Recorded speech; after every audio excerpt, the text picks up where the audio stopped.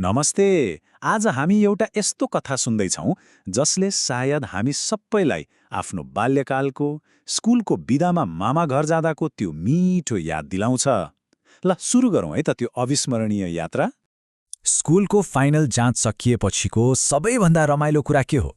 पक्कै पनि विदा सुरु हुनु, होइन त? सुविना र सक्षमको लागि पनि यो विदा एकदमै विशेष थियो, किनकि उनीहरू आफ्नो मामा घर जाने तर्खरमा थिए। यो एउटा यस्तो उत्साह हो जुन हामीमध्ये धेरैले महसुस गरेका छौँ। ल कथाको सुरुवात नै त्यही उत्साह र पर्खाइबाट हुन्छ।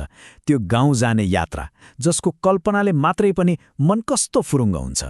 मामा घर जाने अघिल्लो रातको त्यो छटपटी याद छ नि, आँखामा निन्द्रै हुँदैन। सुबिना र सक्षमको मनमा पनि मामा घरका सपनाहरू थिए, त्यसैले निन्द्रा लाग्ने त कुरै भएन। भोलिपल्ट बिहानै झिसमिसेमै पूरा परिवार आफ्नो यात्रामा निस्कियो। यात्रा पनि कम रमाइलो थिएन। सोच्नुस् त, गाडीको झ्यालबाट बाहिर हेर्दा हरिया डाँडाहरू, कलकल बगिरहेको खोला, खेतमा मज्जाले चरिरहेका गाईबस्तु, यी सबै दृश्यहरूले त्यो घुमाउरो पहाडी बाटोलाई अझै यादगार बनाइरहेको थियो। केही घण्टाको त्यो मनमोहक यात्रापछि अन्ततः उनीहरू आफ्नो गन्तव्यमा मामाघरमा पुगे। त्यहाँ उनीहरूलाई एउटा न्यानो स्वागतले मात्र होइन, एउटा बिल्कुलै फरक संसारले पर्खिरहेको थियो। मामा घर पुग्ने बित्तिकै त्यो जुन न्यानो स्वागत हुन्छ नि, माइजूले ओहो कति ठुला भइसकेछन् भन्दै मायाले टाउको सुमसुम्याउनु भयो। अनि त्यहाँ आफ्ना दाजु प्रज्वल र दिदी प्रत्युषासँग भेट हुँदा त खुसीको सीमै रहेन। सहरको त्यो भिडभाड, साँगुरो ठाउँ र कोलाहलभन्दा बिल्कुलै फरक थियो त्यहाँको वातावरण। फराकिलो आँगन, छेउमै गाईबस्तु भएको गोठ अनि चारैतिर हरिया खेतबारी। उनीहरूका लागि यो साँच्चै एउटा नयाँ र ताजा संसार थियो। अब सुरु हुन्छ विदाको खास मजा, जहाँ दिनहरू खेल र नयाँ नयाँ आश्चर्यले भरिएका थिए। गाउँले जीवनका ती साना साना खुसीहरूलाई नजिकबाट चिन्ने समय।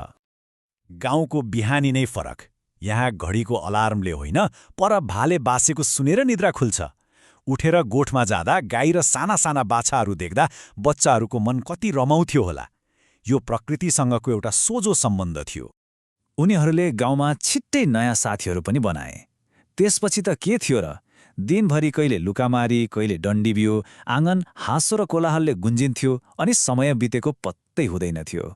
तर उनीहरूको लागि खेल्ने सबैभन्दा रमाइलो ठाउँ एउटा अर्कै थियो। त्यो थियो तोरीबारीको त्यो पहेँलै संसार। जहाँसम्म आँखा पुग्छ त्यहाँसम्म पहेँला फुलै फुल। त्यो सुनौलो खेतमा दौडौँदाको आनन्द त सायद शब्दमा बयान गर्न सकिँदैन। त्यो दृश्य कति सुन्दर थियो भने प्रत्युषा दिदीले भनिहालिन्, वाह, यो त ठ्याक्कै चित्र जस्तो। साँच्चै त्यो एक अविस्मरणीय दृश्य थियो जसलाई सबैले मनमा कैद गरे। दिनको खेलकुद मात्र होइन, साँझहरू पनि उस्तै विशेष थिए। सबैजना सँगै बसेर माइजूले पकाएको मिठो खाना खाने अनि आगोको वरिपरि बसेर मामाले सुनाउने पुराना रमाइला कथाहरू सुन्ने र अन्त्यमा बाहिर निस्केर सफा आकाशमा टिमटिमाएका अनगिन्ती ताराहरू हेर्ने। यस्तोमा कसलाई पो मोबाइल र टिभीको याद आउँथ्यो र? यो विदा रमाइलो मात्रै थिएन, यसले जीवनभर नबिर्सिने केही महत्त्वपूर्ण पाठहरू पनि सिकायो। आखिर यी अनुभवहरूबाट वास्तविक उपलब्धिहरू के थिए त? त्यसो भए यो यात्राले के सिकायो त? पहिलो कुरा त सबैभन्दा ठूलो खुसी भनेकै परिवारसँगको समयमा छ। दोस्रो, गाउँको जीवन सरल भए पनि कति सुन्दर हुन्छ भन्ने महसुस गरायो।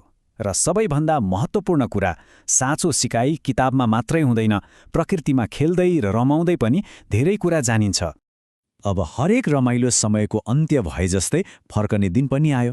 मन अलि गौरुङ्गो त थियो, तर झोलाभरि यादहरू थिए। माइजूले मायाले झोलामा फलफुल हालिदिनु भयो र सबैले फेरि छिटै आउने वाचा गरे। यो कथाले हामीलाई सोच्न बाध्य बनाउँछ, होइन त? हाम्रा जीवनका सबैभन्दा अविस्मरणीय यादहरू ती कुन साधारण खुसीका पलहरूमा लुकेका हुन्छन् होला? सायद यसको जवाफ त्यही तोरीबारीको पहेँलो संसारमा वा परिवारसँग बसेर सुनेको एउटा पुरानो कथामा लुकेको छ।